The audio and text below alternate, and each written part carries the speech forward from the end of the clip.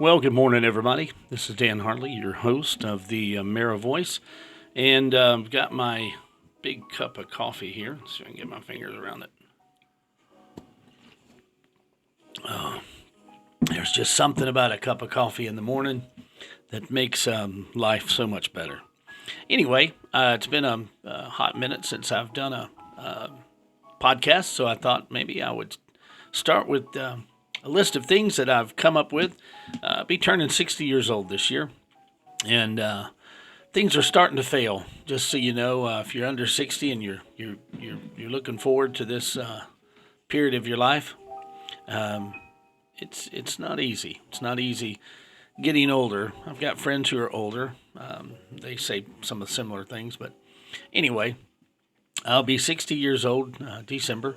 I got a little ways, but I was coming up with an idea, or not necessarily an idea, but a list of things the other day that oh, I wish I could put this in intravenously. Anyway, I came up with a list the other day that I thought I would share with you, and it's just kind of my rules of living, things that I've learned since I'm almost 60. I'd say 59 and at least a half. Um, Keep my circle small. You know, I learned to keep my circle small because you can't trust everybody. In fact, I'd say you probably can't trust but about a handful of people. And if I were being really honest, I would say that you probably can't trust more than about one person in your life. And I'm talking about that kind of trust that you could tell them anything, anything at all. And so I would say keep your circle small. I keep mine small. I have lots of acquaintances, but I only have a few friends. Forgive easily. You know, carrying around a lot of unforgiveness can ruin it for you, and your life, and can kind of rob you of your peace. Sometimes people don't deserve your forgiveness, but then sometimes you don't deserve to be forgiven either. So I always say forgive easily. Um, and and that one thing I do is as I stop and I smell the flowers, literally. Um, the other day I've got a big tree outside of my front house here, and it's a magnolia tree, and I love the smell of a magnolia tree. It's an incredible smell, and it evokes all sorts of memories and triggers memories for me. But I um, I love the smell of it, and so I literally was out there the other day and walking the dog, and there was a big bloom just kind of hanging down over me, and I could smell it a little bit, but um, I just pulled it down and kind of smelled it and closed my eyes and just sort of remembered all the things that it brought memories to my mind with, and I do that with roses and flowers out in the real world too as well, and I try to stop and smell the flowers, and I think that was sort of a metaphorical um, statement at first, but I take it literally as well as metaphorically. But um, I tell people that I love them, that I love, and that's important. Just try to do that if you can. You never know how long you'll have somebody in your life, and you never know that your words might make a huge difference in theirs. Um, let's see. I don't try to save money with coupons or driving across town to get it cheaper. I Sometimes I can be, one store or the other. It depends on where it is, and I'll know that they have it maybe a dollar cheaper, maybe less than a dollar cheaper someplace else. But it's the aggravation of having to go back and forth, and you don't really save any money. Nobody ever really puts that money away, so I don't save the money. So I just buy it and just chalk it up as just the cost of living. Um, Death. I guess being a hospice nurse, death just doesn't scare me, but I've never really been afraid of death. Um, I know it sounds kind of weird, but I kind of look forward to death. I've had patients who see angels and dead relatives, and I had one that even saw Jesus at the foot of her bed. One day I'll have to share that story with you. Um, but I'm not afraid of death. It doesn't scare me. It's coming, and maybe I'm just telling myself that, and maybe I'll freak out when I actually do find out I'm gonna die. I don't know. But for right now, I don't really, I don't really worry about that. I stop placing myself in people's presence who don't reciprocate. And in short, basically that means people that invest in me, I invest in them. I used to try and, be relevant in as many people's lives as I could, and I found out that what I was working to do was, well, I was working a lot harder than they were, and I didn't like that, and so I don't hang out with people that don't want me around or don't act like they want me around, and that includes family. And that's okay because people get busy, and if they contact me from time to time and say, "Hey, how you doing? It's been a while." I appreciate that, but I'm just not gonna bust my ass to try to get around people that don't really care if I'm there or not. I'm gonna try to see without my glasses here because the glare on there is not giving you a way to see my eyes. I think it's important to see people's eyes. That's the other thing I should have put on there. But anyway, I love to watch the sunsets. I got a list over here. That's what I'm looking at. I love to watch the sunsets. It's a bonus at dusk, but if I get up early enough to watch it in the morning, I love that too. I can just look out at the horizon and the clouds and the colors of the sunset. It's amazing. It brings such peace to my life, and so I do that a lot. Um, if it brings me happiness, joy, or peace, I relentlessly pursue it. I had people make fun of me, family members especially, who make fun of me because I love to go to Disney. I love to go to any of the Disney parks. Epcot's my favorite because I can kind of mosey about and walk around, and I don't have to worry about too many crowds, and my music here. I'm trying to play a little music in the background. Anyway, I like going to Disney. I like being out in nature. I like taking my e-bike and just riding around, just taking my time. There are things I enjoy, and those things that bring me peace and joy and happiness, I do pursue them relentlessly. Um,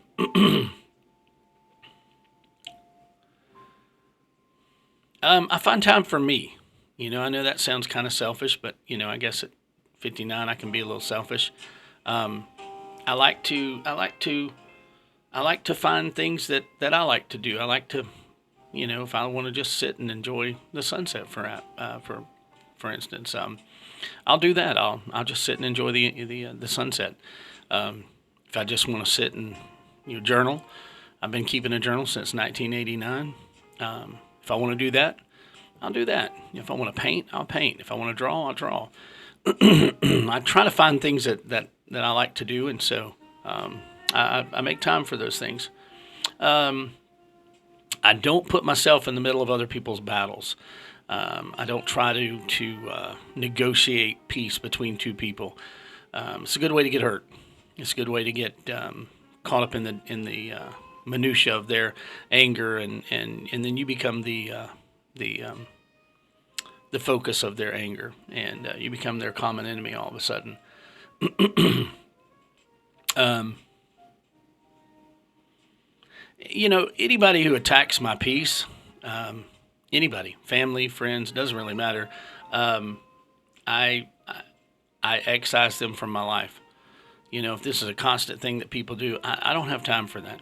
I'm in the twilight years of my life, and I don't like to be around uh, anything but peace. And so, anyone who brings, chaos into my life, I will quickly show them the door. um,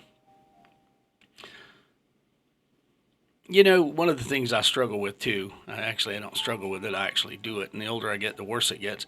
Is my opinion, and it's gotten me in a lot of trouble through the years. It's cost me a lot of relationships, and it's cost me a few jobs. And but I will say this: I'm a principled person. I remember a story years ago when I was working hospice over in Jacksonville, and I only had 30 minutes for lunch. And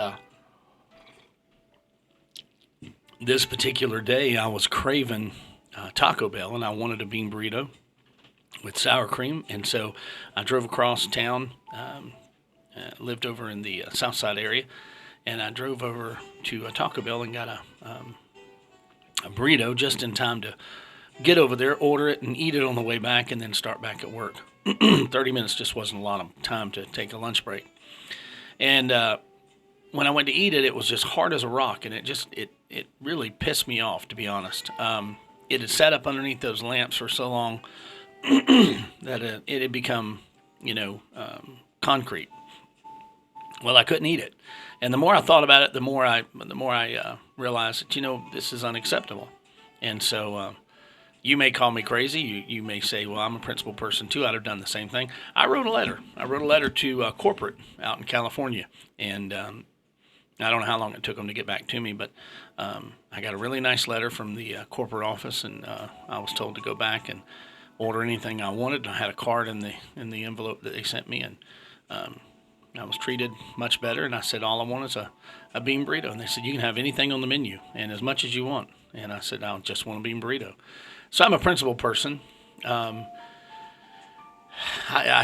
do give my opinion when it's not asked for, and if you ask me for my opinion, I will give you my opinion, and I will be honest.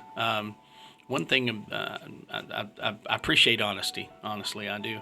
No pun there. I love old things. Excuse me. In the mornings, I wake up like this all the time. I'm not a smoker. I love old things and old people, kids and babies. I don't apologize. I love old things. I like antiques. If I go to a town somewhere and there's an antique store and I got time, I'll stop in and look around. I love it. I enjoy old music. I like the 1940s, Tommy Dorsey, Camp Basie, all of those old sounds. I like them.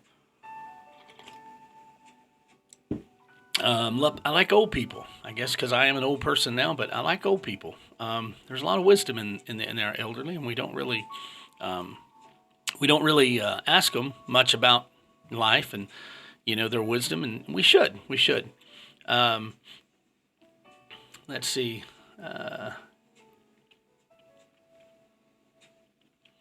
I like being around people who like me. It's a reciprocal thing. I guess it's a quid pro quo. I'm not sure, but if people show an interest in me, I enjoy that. I enjoy when people want to hear what I have to say. That's important to me, and so because of that, I've learned to be a pretty good listener. So I like that. I don't go above and beyond to do anyone that isn't willing to make the first move. If I'm working harder on your problem than you're working on your problem, then there's an imbalance there. Excuse me. I don't mind helping people at all. I don't do it often because I've been burned so many times. You help someone and then, you bring them a hamburger and they wanted fish, or you help them move and, they blame you for something that's raggedy and broken. There's just some people you're never going to make happy no matter what you do. And there's a reason that nobody else wanted to help them. They've ruined every bridge and relationship that they've had. And so the niceness in people like us, is taken advantage of. Let's see. I've owned 2 homes. I don't care to own another home. I know my girlfriend would like to own a home because she never has, or maybe she has. I don't know, but I choose not to. It's a burden. People say, well, it's an investment. It's really not an investment. I would say that, in my opinion, it was not an investment. I did not make any more money off of my house than I thought I would when I sold it. Of course, I was going through a divorce, and my ex was fighting me on every turn. But I will just say that when you own a home and things go wrong, you're responsible for it. For instance, I owned a home and my upstairs air conditioner went out. Now, I could live without air conditioning. I could have gone out and bought a few air conditioning units, which is probably what I should have done. But I had good credit. I had almost an 800 score, and I thought, well, you know what? I'll just get a new unit and put it up there. That was 8,000 and some change. And I don't know about you, but I don't have $8,000 just hanging around. And it wasn't too long after that, I needed a new roof. And there were just other things. I had to replace my box, my electrical box. It was an older house built back in '86. It was a beautiful house. It was my favorite house I ever had. And but to own another home at my age is just, I don't know, it's just too much. I may change my mind one day. I may come upon something that I really like and decide, you know what, I do want to own a home. But as of right now, I'm okay. I rent, and I'm not ashamed of renting. I live in an apartment. I love where I live. There's somebody comes out and does the lawn. I have problems with my electric or my plumbing. They send a maintenance guy out. And he fixes it right away. I live in a great place. Great folks that got good neighbors on both sides. Good neighbors all around me. In fact, I would say that this is sort of a substation for the sheriff's office because I think we got about, I don't know, 10 or 12 officers that live here too. So I feel pretty safe as well. Let's see. Yeah, I like to spend time in nature. I love spending time in nature. Anything that brings peace to me, and it's usually things outdoors. I love nature. I like just about any part of nature. There's some places I like better than others. The mountains, absolutely. I love the mountains. I love trails in the mountains. I love to hear the streams, the creeks babbling below me as I hike up to the top of a mountain. I used to live up in Tennessee. I lived up in Pigeon Forge, and loved it up there. I just there were times when I just load the kids up in the car and we'd roll all the windows down and open the moonroof and we just take a ride through the country. And these little back roads that were once cow roads that they came in and paved and barely enough room for one car, let alone two, and you kind of have to pull over to let somebody go around you. But gosh, the views were beautiful and the air was cool and it was just classic. And I like doing that. I like to drive. I like that. Um, let's see. Um, I just said that. I love to drive. Wow. I like to drive. I enjoy driving. I don't think I'd want to be a truck driver, but I love driving in my car. I guess I should because I do a lot of it anyway. Over the last, golly, 8, 9 years, almost 10 years. Wow. I've been driving a lot. Used to drive a lot with both of my jobs I had before I became a nurse. And now, as a nurse, a hospice nurse, I drive a lot too. So I enjoy driving. It's therapeutic for me. Um, let's see. I don't have my glasses on, so I apologize. I'm squinting. Oh yeah, about driving. It gives me a lot of perspective actually, and some of my best prayer time is in the car driving, and so I do enjoy that. Let's see. I love animals. I love animals. All animals. Even snakes. I like snakes. I don't own any. I don't want any, but I'm not afraid of them. I appreciate what all the animals bring to the world, and um, I like cats too. And I know a lot of guys who don't like cats. They'll like a dog, but they don't like a cat, or they'll like a cat and they don't like it. I like them both, which is good for me because when I go in a home where there's cats or dogs, they're the family we usually rush to put them away, and I'm like, don't put them away. It's fine. I'll get on the floor sometimes and just love on them and pet them and whatever they'll let me do. I enjoy it. I don't want any more animals. I've got one animal already. Excuse me. And she's about, I don't know, 10 or 11 years old, maybe 12. And she's useless, won't do the dishes, won't do laundry. She won't even clean up behind herself. But she lays around all the time. But when she's gone and she leaves this world, I'm done. No more animals for me. Um, let's see. I like a clean house. I like clean laundry and the smell of freshness when I put new sheets on the bed. I don't know about you, but I absolutely love fresh sheets on the bed. Love to crawl into bed after I've got fresh sheets. I sleep so much better. And I use Gain. Love Gain. I've used Tide. I use Snuggle for the what do you call it? The softener and just something about Gain. It really does well for me. So I use it in the washing machine. I also use it in the dryer. But I love my house to be clean. I feel like if my house isn't clean, if I go to bed and my house is dirty, and I get up next morning and there's dishes and they haven't been done, it bothers the crap out of me. I'm a little OCD. I'd say a little. I'm a lot OCD. So it bothers me to go to bed with things like that. Um, I like to hang my clothes. I don't like to fold them. Um, and as far as clothes go, I don't care what a label is on my clothes. In fact, this shirt I'm wearing right now, it's a Walmart shirt. It's comfortable. It's 100% cotton. Fits me well. It breathes well. It's a good-looking color. It's a fine piece of material. I think I might have paid $6 or $7 for it. That's the great thing about getting older. You don't really have to worry about brand conscience. My girlfriend's big on that. She always has a lot of brands on her. But she's younger, so she hadn't got to where I am yet. She gets mad at me sometimes. No, not mad, but she gets irritated with me sometimes because I don't wear the brands that would make me look, I guess, cool or whatever. My days of being cool are way, way long gone. In fact, I don't think I've ever been cool, but one time in my life, and I'll share that story with you eventually. um, let's see.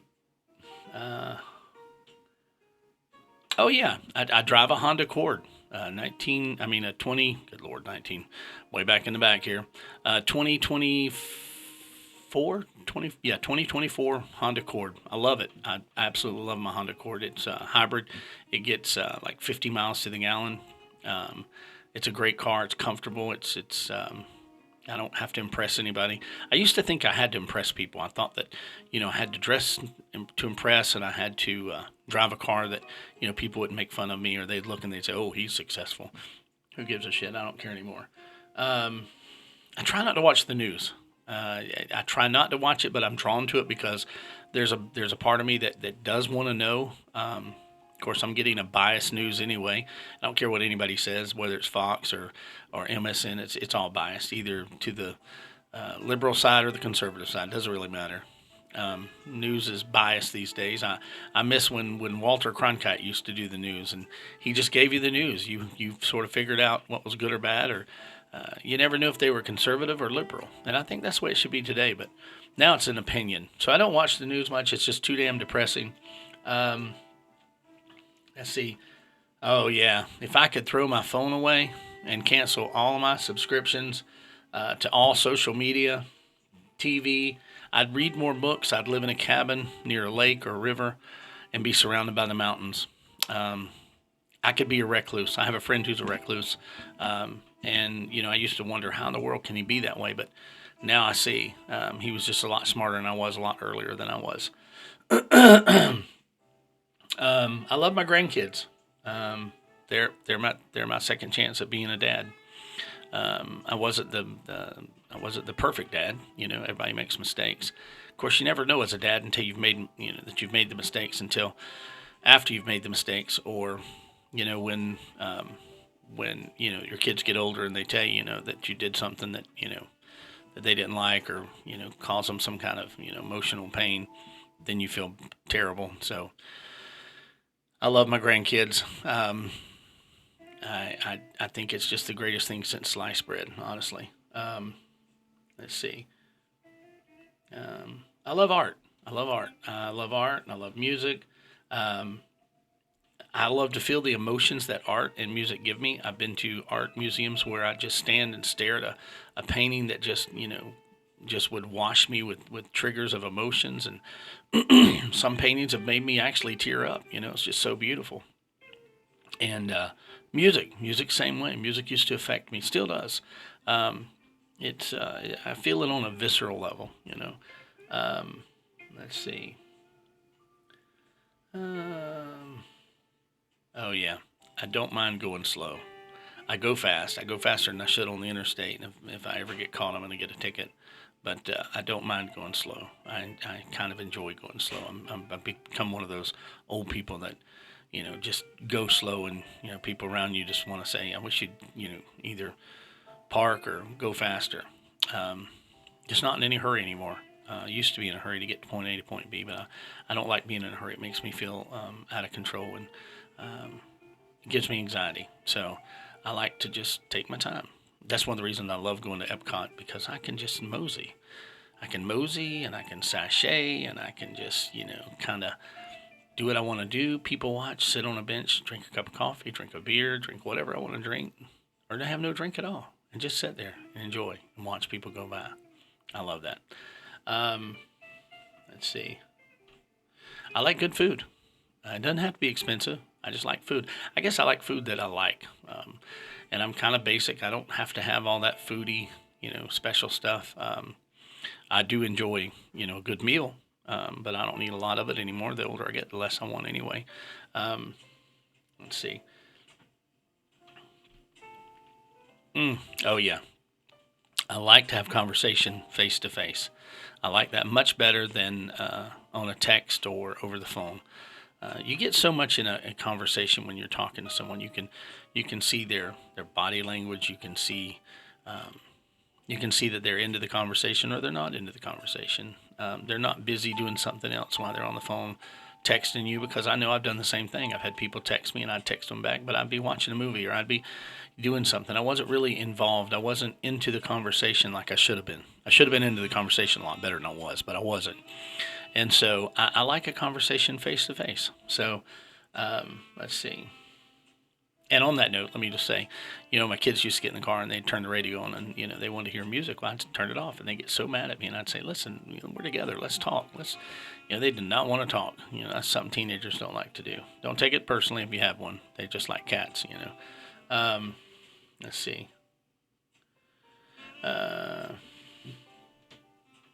Oh yeah, this one here. I failed at a lot of things. I mean, a lot of things. There's things that I've tried and failed at, and failed terribly, and failed hard, and some things I just learned a lesson from, and I don't ever do it again. But I never give up. I never give up trying. When I went through my divorce, and I'd lost everything: my house, my finances, my job, even my standing in the community. I lost friends, which was really sad, but I guess they weren't friends at all. I just thought they were. But there were times I wanted to give up. There were times when I wanted to just, get in my car and drive away, never come back, and just, start over somewhere else. But somehow or another, I'm a survivor, and I keep going. I just keep pushing forward, and that's just who I am. Let's see. When it comes to things that are essential to my happiness or joy, I will pay a premium. Like my season pass to Disney, I pay a premium for that. This year, for the first time ever in my history of owning a pass to Disney, I've actually included the water parks at Disney. I've never been because it was too expensive. But this year I thought, I did enjoy going to Volcano Bay. Been there many, many times. Love that. And that was because my girlfriend used to work at Universal, and we get in for free. So I really enjoyed that. And I thought, you know what? I've never done the Disney ones. I've got a Disney park. I think it'd be a great idea to go during the summer to the Disney parks, and then the rest of the year go to the parks. So I did that. So I don't mind paying for a little extra for something premium, I guess, if I like it. You know. Let's see. Oh yeah, this is a good one. I stopped trying to be anybody but me. Most of my life, I didn't know who I was, and I partially blame my dad. I've forgiven him for it, but I think the genesis of my identity was I never really got that from my father, and excuse me, and I think that not having an identity created identity crisis with me, and so I was never satisfied with who I was. I didn't like me. I didn't like being in my own skin. And I've known people like that before. I was very uncomfortable being in my own skin, and I didn't really feel comfortable being me. And I think I was worried. Ultimately, I think I was worried about rejection, because if I wasn't something that you liked, you would reject me. And so I'd been rejected so much that I'd learned to put on masks and learn to be other people that I thought were cool. In school, I wanted to be like this kid that I knew. He was just cool. He was handsome. Wore the right clothes. He had the right kind of vocabulary, and he was smart. And he was in all the clubs, and he was going places. And I used to wish to be like him. And I'd be like, I try everything. I'd try to buy clothes like he did, and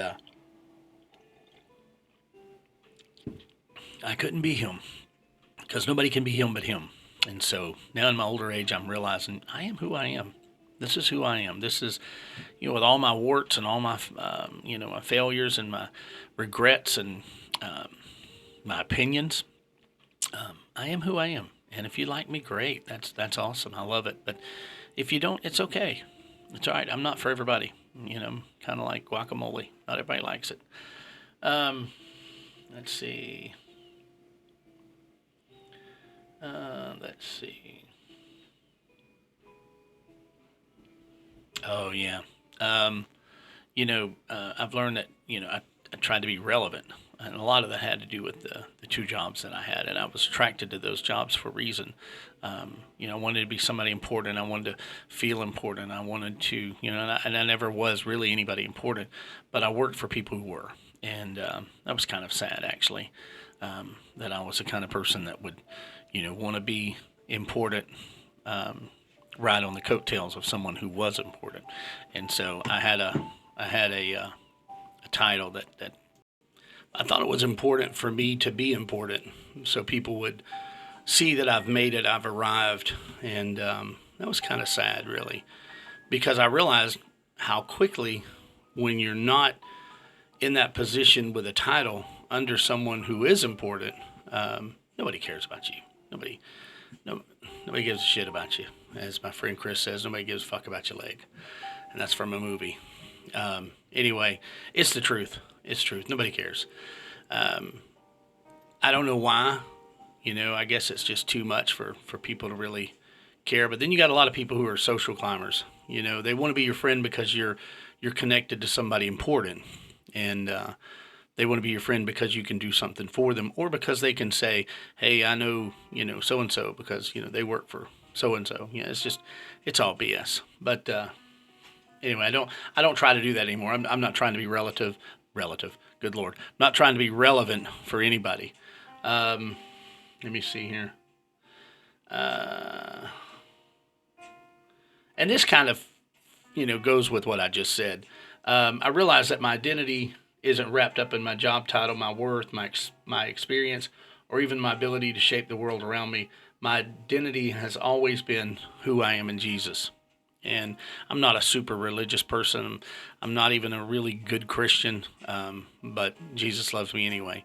And I don't have an identity in this world. I'm a nurse. I'm a father. I'm a brother. I'm a uncle. I'm a grandpa. I have a lot of titles. I have a lot of, you know, um, I guess assigned titles, but um, I just I don't need that as an identity. I used to think I needed something as an identity, and that's a scary place to be because when you don't have that job that you thought gave you the identity that you have, and then all of a sudden you don't have the job anymore, you find out real quick like that you have to discern your identity in who you are. And if you're not a Christian, you're not a believer, then you may have to find your identity in something else.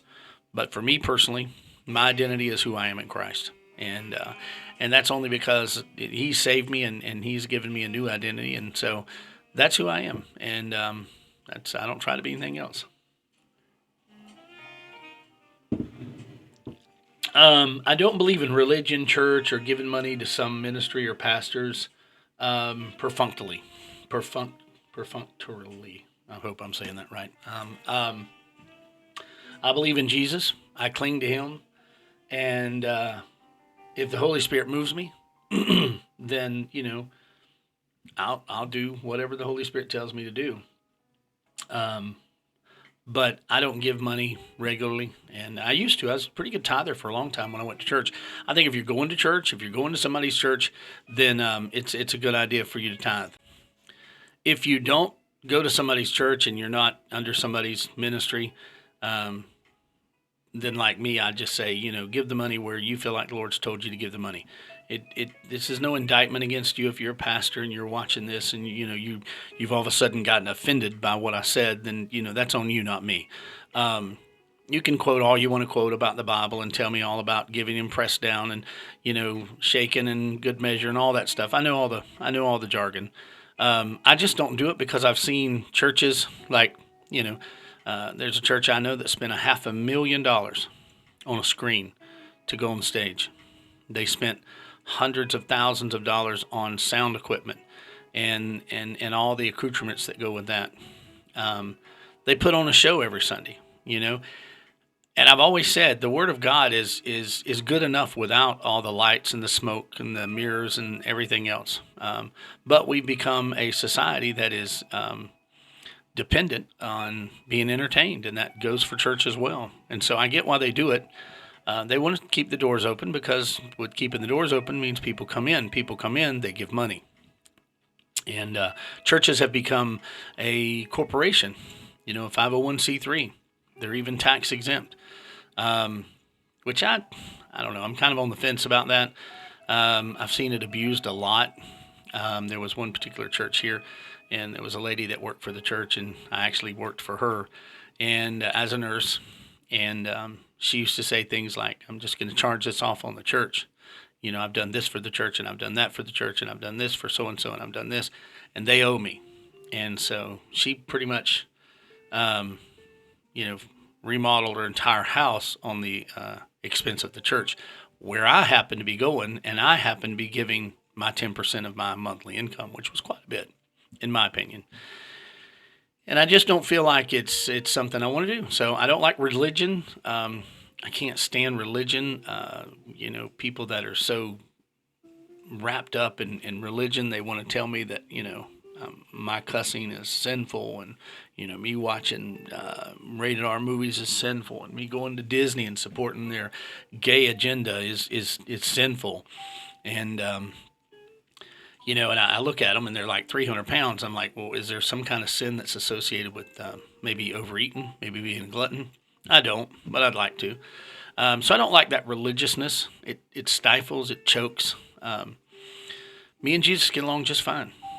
He doesn't convict me for not going to church. Um, and I haven't been convicted about not giving money either. So there you go. That's my 2 cents on it. Um, oh yeah, this is one that I really really try to live by. Um, I always try to stop and give time to kids. If I'm out somewhere, I'm in a home or whatever, and wherever I am, and a kid shows interest in me, I always stop what I'm doing. Mostly, if I can, I'll stop what I'm doing and give them attention. Because I feel like if they're coming over to me, they're a kid, they don't understand how things work in the adult world. No sense of me being mean or rejecting them. And so I give them time. I talk to them and I ask them, questions I think would be appropriate for them and their age. And um, I acknowledge them. A lot of times parents will say, leave him alone. He's trying to do his job or whatever. And I'm like, no, it's okay. It's totally fine. I was at one house and a little kid came up to me and he just wanted me to hold him. And so I put him on my lap. I said, is it okay if he sits in my lap? I said, I'm a grandpa, so it's okay. I'm used to this. And so I held him in my lap and the mom was like, I'm so sorry. And I'm like, don't apologize. It's okay. And he just sat in my lap and I did my work. Um, it was hard for me to do my work because I had to type with one hand and hold him with the other. But to me, it was worth the moment. So that's me. um, Let me see if I have anything else after this. I think I do. Um, oh, yeah. I'm never in such a hurry that I can't give time to a stranger. You know, um, I try to find room uh, to speak to strangers if I can, even those on the streets who are a little schizophrenic. I mean, I was in Gainesville the other day, and Maddie and I were finishing up cleaning one of the restaurants that we do part time. I actually have 3 jobs, just so you know. And we were coming out of the restaurant, and there was a homeless guy on the street, and I mean, he may have been may not have been homeless. I don't know, but he looked disheveled, and it was about, I don't know, 3 or 4 o'clock in the morning, and he looked at me and he kind of did this, like pew, pew, shoot me, and I'm like, yeah, whatever. I just said, good morning, how are you? I'm aware of my surroundings. I'm not an idiot. I was ready to do whatever I need to do if he became a threat, but I always make time for strangers. If I see someone on the street holding a sign or whatever, I'll wave at them. I'm not going to give them money, but I'll wave at them. I'll be nice. This one here is kind of important too. And I used to didn't be like this. I used to be very religious, and I had that pastoral kind of too. And I would talk like this here with this tone, and I'd say, "Oh, that's a sin in the Bible," and all that bullshit. Okay, I don't care how you live your life, what choices you make, or what pronoun you prefer. That's not my concern. When it becomes my concern is when you demand that I recognize your choices and you force me to accept them as you do. Okay, I don't care. Honest to God, I don't care what life you live. That's between you and whoever you're living the life with. If you're a pedophile, that's a different story. That's a whole other animal of a different color. I have no use for pedophiles. But an adult with another adult doing whatever you do, I don't need to know about it. I don't need to know that you need to celebrate that you're doing it with someone else. I don't really care. I don't go around, with a flag saying I'm a heterosexual, nor do I think it's appropriate for you to go around saying you're transgender or non-binary. I don't care. If you have an Adam's apple and you put on a wig and you want to call yourself a woman, so be it. Don't get mad at me when I look at you strangely. Okay, I always say if you want to be transgender and you want to fade in with the rest of the people, fool me.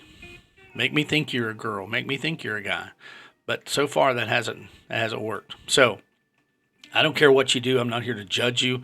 Um, I really just don't care.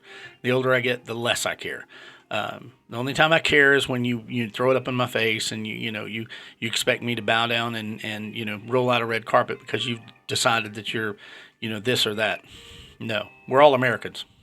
That's the bottom line. We're all Americans. That is the sum total of the common denominator. We're all Americans, most of us. And the ones who aren't, hopefully ICE gets them out of here. Um, and this sounds kind of rough too. And I know some people are going to say, "Oh, how arrogant is that?" Well, maybe I don't want to be your friend. I don't need any more friends. I just don't. I'm not taking applications for friends, and I'm not needy enough to recruit.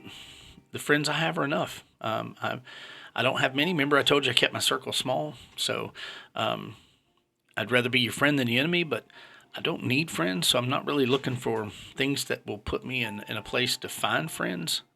People look for friends for support. I've got plenty of friends for support. Thank you. Um, oh yeah, this one's really important too. Also, they're all important, but each one I say that kind of makes me think about things that personal things. I never tell anyone, well, that's your family. You should excuse their hatefulness or meanness. Um, no, I always say no matter what, if they're family or not, they hurt you. They continue to hurt you.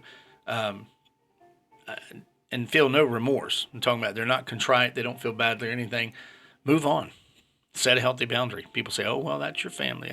I used to have people say that to me. My grandma used to say that to me, and she was sweet as she could be. And this is no indictment against her at all, but she'd say, "Oh, that's your mom or that's your daddy," and I'm like, "Yeah, I know, and they should know better."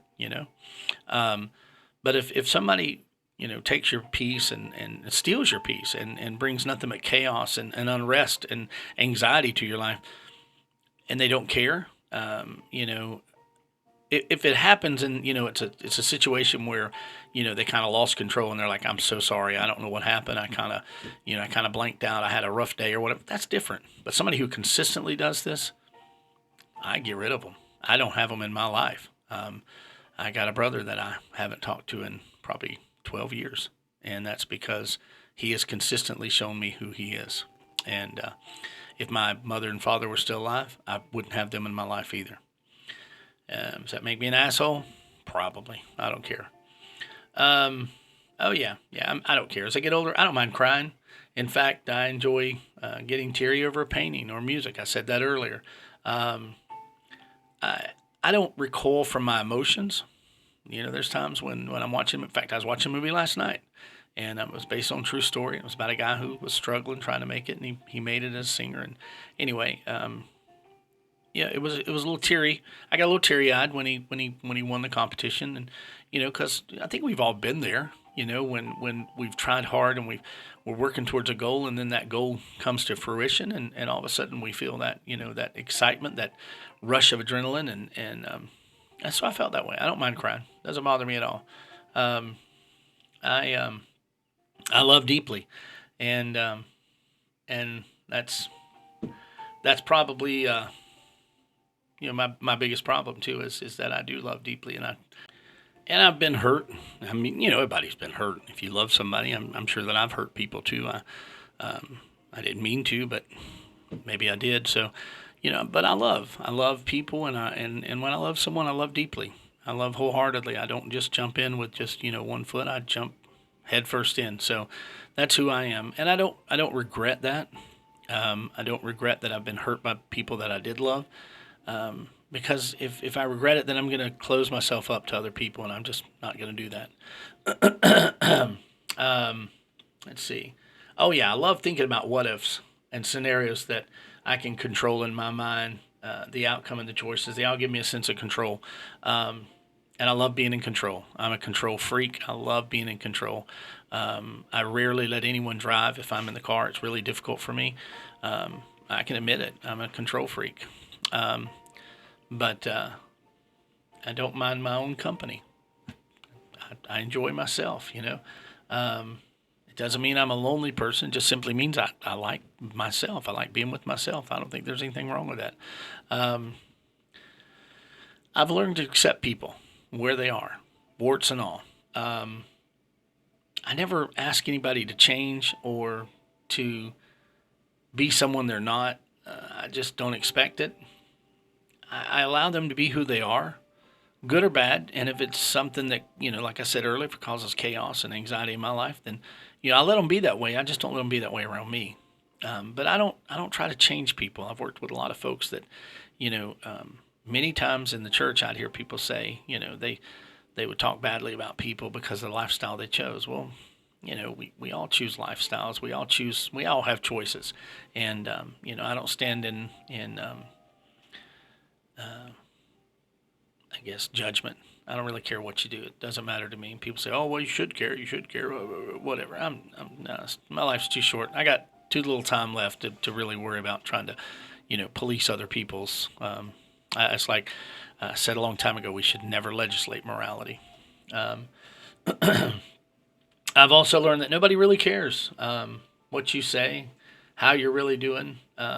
Most folks just got enough issues of their own. They don't really want to hear all your problems. So when somebody says, "Hey, how are you doing?" they really don't want to hear it. And sometimes just to be funny at a poor attempt at levity, I guess I'll say, "Well, do you really want to know how I'm doing?"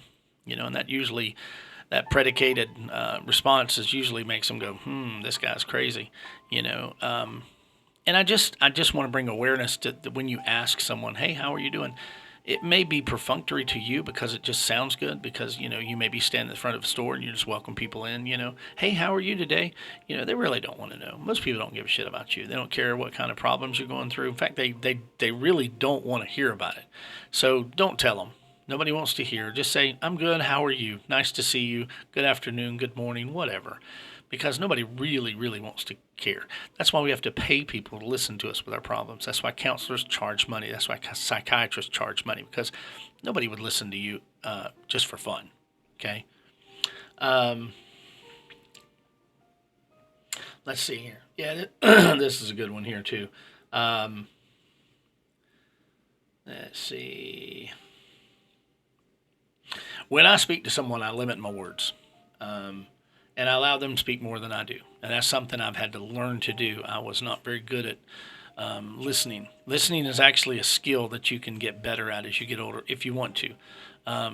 As you practice it, not necessarily as you get older, but as you practice it. When I worked in my first job with in politics, I was the field rep for a state rep, and I'd hear somebody say something and I'd try to identify with them. I'd try to connect with them in a way that I would pull, I'd pull a memory from my brain or my history and I'd say, "Oh yeah, I remember when I did blah, blah, blah, blah, blah." Well, they'd glass over.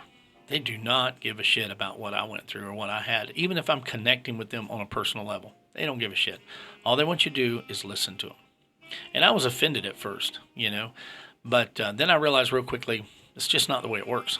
My job is to listen. And so I became a very good listener.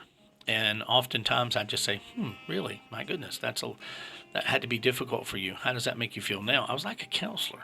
And did I mean what I was saying? Most of the time, no, I really didn't mean it. But I did it because I knew that's what they expected.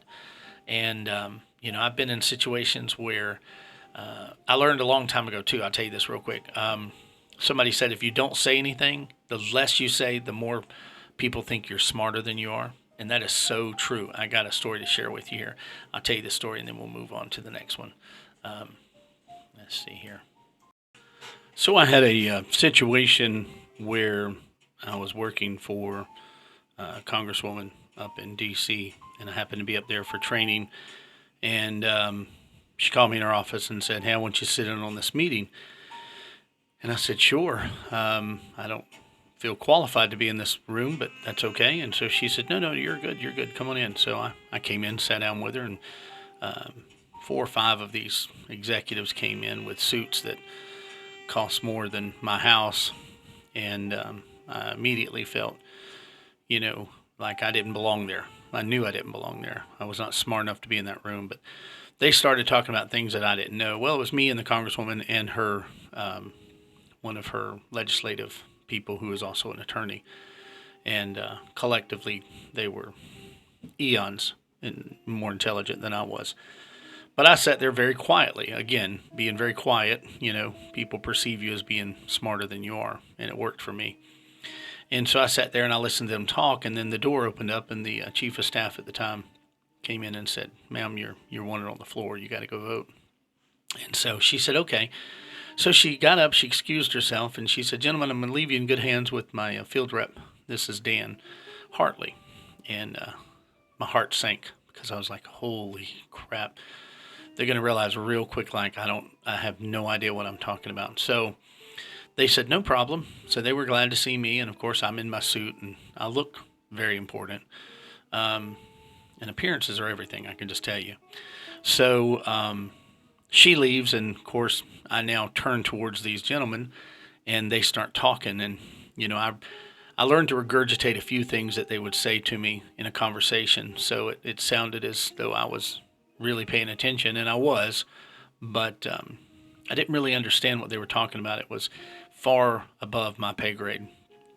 But I found an entrance into the situation. One of them was from an area that I was familiar with, and so we talked a little bit about that, and that kind of eased them a little bit, and they were very thankful.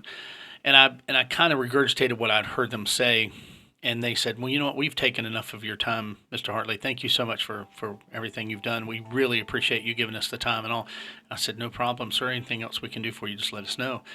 And so they got up and left, and the young lady in there with me, she said, "I am so glad you were here. I'm glad you knew exactly what you're talking about." And I said, "I didn't have a clue about what I was talking about." I said, "I don't even understand I still don't understand what they were just talking about." She said, "Really?" And I said, "Yeah." And she said, "I thought maybe you did some research." And I said, "No, no, no, no, no." She said, "Wow, now I know why she hired you." And, truth is, I didn't really say anything. It just looked like I was smart because I sat there and I didn't say anything. So I've learned to be very quiet in conversations. I try to forget things that cause me pain. That includes people. Bringing up the past hurts. It gives them oxygen in your brain. And if you just let them die, they will die on the vine. It's hard when it's new. It's hard when it's still fresh to not think about things, especially when you're triggered. But when I'm triggered, I kind of bring myself back down to that point to where I'm like, it's okay. It's in the past. There's nothing I can do about it. I'm not going to let it ruin my future, or today. I'm not going to let it ruin today. So I don't do that. Retiring. I mean, I'm 59 years old. I'll be 60 in December. I can retire at 62. Am I looking forward to it? You better believe it. I've worked all my life pretty much, and since I was 11, and I'm looking forward to retiring. I'm looking forward to slowing down, traveling. I'm even looking at other countries to retire in because my retirement, my Social Security, and my state retirement will take me a lot further than here in America. And so I'm actually looking at several countries: Malaysia, Taiwan, Vietnam, Philippines, and Poland. Poland's my newest place because I kind of want a place that has 4 seasons. And you can live pretty cheaply in Poland, and they're very conservative. And so, anyway, I'm looking at that. Let me see here. Um, and I know this sounds crazy, and I'm a diabetic. I'm type 2 diabetic. I should be more worried about this, and I'm sure one day I probably wish I would have. But I don't exercise. Mostly my shoulder that I had surgery on never healed properly because I didn't have physical therapy because I was fired from my job and lost my insurance. So it took a lot longer for my arm to heal up, and I've only about maybe 70% of that arm now. And so I don't exercise. I don't eat right. I don't cut out sugary substances. Um, I mean, I always have this little saying, being a nurse, I say, who wants to live long enough to wear a diaper? I don't. I hope I go early and I never have to wear a diaper. Um, my hope is that I die in my sleep and for the first several minutes, think I'm still dreaming. Went and got another cup of coffee, by the way, so let me get that. And I bought this cup because you can see how big it is. I bought this cup at the Dollar Tree, actually. And I got it because I like the bigness of it because I don't have to keep filling it up. Although it does gets cold, so I think I'm gonna get one of those pads that you put your coffee cup on and keeps it warm. How long have I been going here? Oh my gosh, 55 minutes. Good God, I'm so sorry. Um, let's see. I'm gonna wrap this thing up because we're almost an hour and that's just way too long.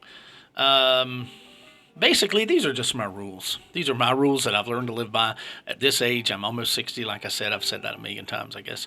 But I've learned to do this through trial and error, and it works for me. It works for me. It doesn't necessarily work for you, and I'm not saying you need to do this. I'm just saying, hey, guys, this is what I do. So enough of that. I'm going to move on. I'm sorry I took so much time, but hope you've enjoyed some of these things. I didn't get through all the list, but there's probably too many that I lost you probably the first 20 minutes. But anyway, thanks for listening. I hope you guys have a great day. Today is Saturday the 18th, and gosh, it's a beautiful day outside. I got a lot to do today, and looking forward to it. But until we meet again, may the Lord bless you. May the Lord keep you. May the Lord make his face to shine down upon you and give you peace. Thank you. Bye, guys.